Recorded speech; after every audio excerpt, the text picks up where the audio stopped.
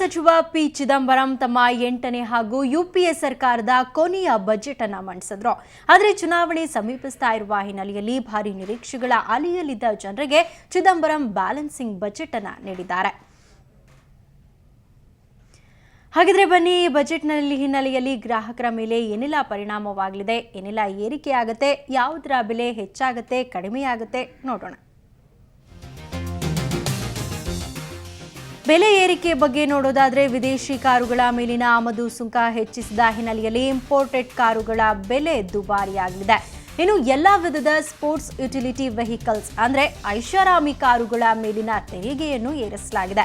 ಹೀಗಾಗಿ ಯುಎಸ್ವಿ ಬೆಲೆ ಏರಿಕೆಯಾಗಿದೆ. ಇನ್ನು ಧೂಮಪ್ರಿಯರಿಗೂ ಚಿದಂಬರಂ ಬಿಸಿ ಮುಟ್ಟಿಸಿದ್ದು ಸಿಗರೆಟ್ ಮೇಲಿನ ತೆರಿಗೆಯನ್ನ 18% ಹೆಚ್ಚಿಸಿದ್ದಾರೆ.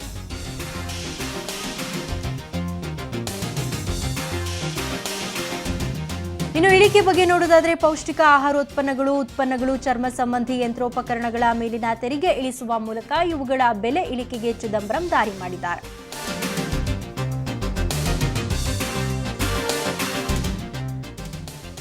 ಈ ಬಾರಿ ಬಜೆಟ್ನಲ್ಲಿ ಚಿದಂಬರಂ ಆದಾಯ ತೆರಿಗೆ ಸ್ಲ್ಯಾಬ್ಗಳಲ್ಲಿ ಯಾವುದೇ ಬದಲಾವಣೆಯನ್ನ ಮಾಡಿಲ್ಲ. ಹಾಗಾಗಿ ಕಳೆದ ವರ್ಷದ ತೆರಿಗೆಯೇ ಈ ವರ್ಷವೂ ಅನ್ವಯವಾಗಲಿದೆ. ಆದರೆ ವಾರ್ಷಿಕ 2% 5 ಲಕ್ಷ ರೂಪಾಯಿ ಆದಾಯ ಮಿತಿ ಹೊಂದಿರುವವರಿಗೆ 2,000 ರೂಪಾಯಿ ತೆರಿಗೆ ಉಳಿತಾಯ ಘೋಷಿಸಿದ್ದಾರೆ. ಆದರೆ ಶ್ರೀಮಂತರ ಜೇಬಿಗೆ ಚಿದಂಬರಂ ಕತ್ತರಿ ಹಾಕಿದ್ದಾರೆ. ವಾರ್ಷಿಕ 1 ಕೋಟಿಗೂ ಅಧಿಕ ತೆರಿಗೆ ಪಾವತಿದಾರರಿಗೆ 10% ಸರ್ಚಾರ್ಜ್ ವಿಧಿಸಿದ್ದಾರೆ. ಹಾಗಾಗಿಯೇ ವಾರ್ಷಿಕ 10 ಕೋಟಿಗೂ ಹೆಚ್ಚು ಆದಾಯ ಹೊಂದಿರುವ ಸಂಸ್ಥೆಗಳಿಗೆ 10% ಸರ್ಚಾರ್ಜ್ ವಿಧಿಸಲಾಗಿದೆ. ಅಲ್ಲದೆ ರಾಷ್ಟ್ರೀಯ ಮಕ್ಕಳ ನಿಧಿಗೆ ನೀಡೋ ದೇಣಿಗೆಗೆ ಸಂಪೂರ್ಣ ತೆರಿಗೆ ವಿನಾಯಿತಿಯನ್ನ ಘೋಷಿಸಿದ್ದಾರೆ. ಇನ್ನು ವಿದೇಶದಿಂದ ಮಹಿಳೆಯರು ತರೋ 1 ಲಕ್ಷ ರೂಪಾಯಿ ಮೌಲ್ಯದ ಚಿನ್ನದ ಮೇಲೆ ತೆರಿಗೆ ವಿನಾಯಿತಿಯನ್ನ ನೀಡಲಾಗಿದೆ. ಪುರುಷರಿಗೆ ಮಿತಿಯನ್ನ 50,000ಕ್ಕೆ ನಿಗದಿಪಡಿಸಲಾಗಿದೆ.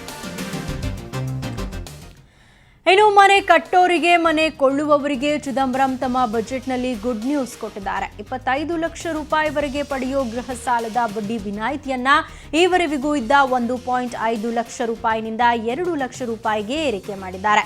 ಇದೇ ವೇಳೆ ಮೊದಲ ಬಾರಿಗೆ ಗೃಹ ಸಾಲ ಪಡೆಯುವವರಿಗೆ 25 ಲಕ್ಷ ರೂಪಾಯಿವರೆಗಿನ ಗೃಹ ಸಾಲದಲ್ಲಿ ಹೆಚ್ಚುವರಿಯಾಗಿ 1 ಲಕ್ಷಕ್ಕೆ ಬಡ್ಡಿ ವಿನಾಯಿತಿಯನ್ನ ಘೋಷಿಸಿದ್ದಾರೆ.